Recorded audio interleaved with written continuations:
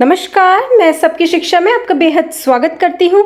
आज इस वीडियो के माध्यम से हम आपको बेहद महत्वपूर्ण जानकारी देने जा रहे हैं। इस जानकारी के लिए विद्यालय बड़े बड़े सेशंस और सेमिनार लगवाते हैं। अभिभावक बहुत सारे पैसे खर्च करके अपने बच्चों की करियर काउंसलिंग करवाते हैं, लेकिन हम आपके लिए ये जानकारी एकदम मुफ्त लाए हैं। तो आज हम जानेंगे कि कक्षा 10वीं के बाद बच्चों के चुनाव के लिए कौन कौन सी स्ट्रीम होती है और उसमें कौन कौन से विषय पढ़ाए जाते हैं और वह लेने के क्या क्या करियर ऑप्शंस हो सकते हैं। कक्षा 10वीं के बाद बच्चों को आगे की पढ़ाई के लिए एक स्ट्रीम का चुनाव करना होता है जो उनके आगे के भविष्य के लिए नींव बनती है। तो बच्चे 3 स्ट्रीम्स में से कोई एक स्ट्रीम चुन सकते हैं। स्ट्रीम के नाम बताने से पहले मैं आपको बता दूं कि आपने एक बार जो कक्षा 11वीं में स्ट्रीम चुन ली तो फिर आप वह आगे कक्षा 12वीं में बदल नहीं पाएंगे, इसलिए सोच समझकर स्ट्रीम का चुनाव करिएगा। 10वीं के बाद बच्चे 3 धाराओं में से कोई एक धारा चुन सकते हैं। वे 3 धाराएं हैं विज्ञान यानी कि साइंस, वाणिज्य यानी कि कॉमर्स और कला यानी कि आर्ट्स। अक्सर अभिभावक यह चाहते हैं कि उनका बच्चा साइंस विषय ले, क्योंकि साइंस लेकर पढ़ने से कई सारे अच्छे करियर के दरवाजे खुल जाते हैं, जैसे कि doctor, engineer, forensic science, ethical hacking etcetera. Science stream के मुख्यतः 2 भाग हैं, मेडिकल साइंस और नॉन मेडिकल साइंस। फिजिक्स और केमिस्ट्री ये ऐसे सब्जेक्ट हैं जो दोनों ही स्ट्रीम्स में कॉमन होते हैं। नॉन मेडिकल में फिजिक्स और केमिस्ट्री के साथ मैथमेटिक्स होता है, जबकि मेडिकल साइंस में फिजिक्स और केमिस्ट्री के साथ बायोलॉजी यानी कि जीव विज्ञान होता है। आप मेडिकल में फिजिक्स, केमिस्ट्री और बायोलॉजी के साथ मैथमेटिक्स भी पढ़ सकते हैं। इसके अलावा मेडिकल और नॉन मेडिकल दोनों के साथ अंग्रेजी अनिवार्य भाषा के तौर पर होती है और एक ऑप्शनल सब्जेक्ट भी चुनना होता है। ऑप्शनल सब्जेक्ट में Hindi, Urdu, computer, physical education इत्यादि विषय होते हैं। ये ऑप्शनल सब्जेक्ट्स अलग अलग बोर्ड के अनुसार अलग अलग भी हो सकते हैं।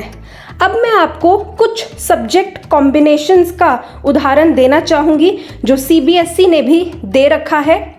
तो केस 1 है जिसमें बच्चे का पहला सब्जेक्ट होगा इंग्लिश कोर, दूसरा सब्जेक्ट होगा मैथमेटिक्स, तीसरा सब्जेक्ट होगा फिजिक्स, चौथा सब्जेक्ट होगा केमिस्ट्री और 5वां सब्जेक्ट होगा फिजिकल एजुकेशन। तो यह जो पैकेज बना है यह है नॉन मेडिकल स्टूडेंट्स के लिए। अब एक पैकेज देख लेते हैं जो मेडिकल स्टूडेंट्स के लिए हो। तो बच्चों का पहला सब्जेक्ट होगा इंग्लिश कोर, दूसरा सब्जेक्ट होगा फिजिकल एजुकेशन, तीसरा सब्जेक्ट होगा फिजिक्स, चौथा सब्जेक्ट होगा केमिस्ट्री और 5वां सब्जेक्ट होगा बायोलॉजी। तो ये पैकेज बना है मेडिकल साइंस के स्टूडेंट्स के लिए। अब मैं आपको बताना चाहूँगी कि भारत के बहुत से राज्य जैसे कि हरियाणा, मध्य प्रदेश, कर्नाटका इत्यादि ने अपने राज्य में नेशनल एजुकेशन पॉलिसी 2020 को अपना लिया है और उसके अनुसार आप अपने सब्जेक्ट्स को खुद चुन सकते हैं। आप साइंस स्ट्रीम के साथ साथ कॉमर्स और आर्ट स्ट्रीम के सब्जेक्ट भी चुन सकते हैं। जी हाँ, यानी कि अगर आपको फिजिक्स, केमिस्ट्री, बायोलॉजी यह तीनों सब्जेक्ट भी पढ़ने हैं, लेकिन आपका मन अकाउंटेंसी पढ़ने का भी है, तो आप उसका चुनाव भी कर सकते हैं।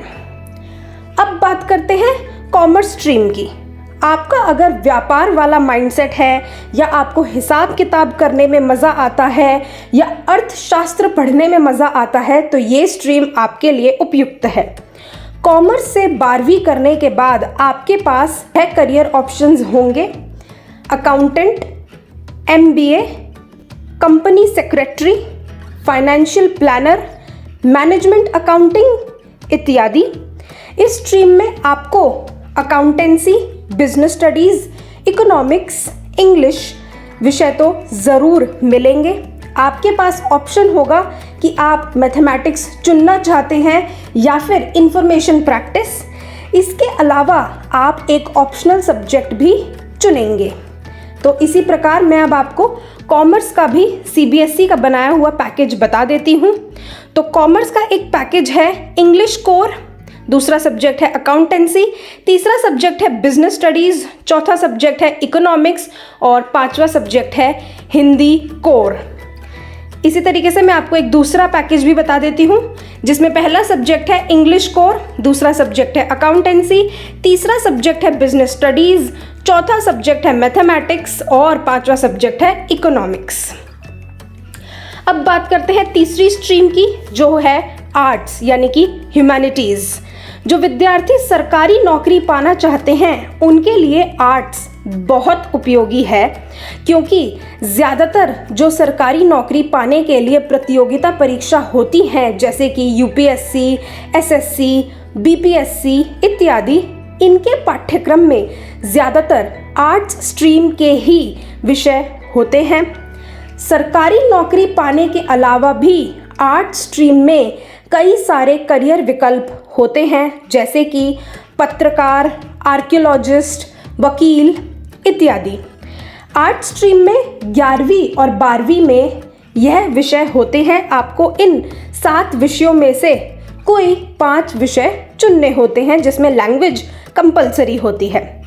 तो पहला विषय है हिस्ट्री, दूसरा है पॉलिटिकल साइंस, तीसरा है सोशियोलॉजी, चौथा है इकोनॉमिक्स, पांचवा है ज्योग्राफी और छठा सब्जेक्ट है साइकोलॉजी। और अंग्रेज़ी भाषा जो है वो कंपलसरी होती है, यानी कि इंग्लिश सब्जेक्ट आपको पढ़ना ही पड़ेगा। अब मैं आपको बता दूं कि इसी तरीके से अगर आपने कॉमर्स स्ट्रीम ली है या आर्ट स्ट्रीम का चुनाव किया है और अगर आपके राज्य में और आपके स्कूल में न्यू एजुकेशन पॉलिसी 2020 लागू हो चुकी है, तो आप अपने कॉमर्स, आर्ट्स या साइंस सब्जेक्ट के साथ किसी और स्ट्रीम के अपने पसंद के सब्जेक्ट भी चुन सकते हैं। यह बात आपको अपने स्कूल में पता करनी होगी कि आपके स्कूल ने न्यू एजुकेशन पॉलिसी 2020 को अपनाया है या नहीं। तो अभी अपने स्कूल में पता करिए कि आपके स्कूल में न्यू एजुकेशन पॉलिसी 2020 को अपनाया गया है या नहीं, और आप अपनी 11वीं कक्षा में कौन कौन से सब्जेक्ट चुन सकते हैं। आशा करती हूँ कि इस वीडियो से आपको मदद मिली होगी अपने 11वीं कक्षा के सब्जेक्ट चुनने के लिए। मैं आप सभी को ऑल द बेस्ट कहना चाहूँगी आपके आगे के करियर के लिए। सबकी शिक्षा को अभी सब्सक्राइब करिए और बेल आइकन भी प्रेस कीजिए, और हमें हमारे फेसबुक और इंस्टाग्राम चैनल पर भी फॉलो करें।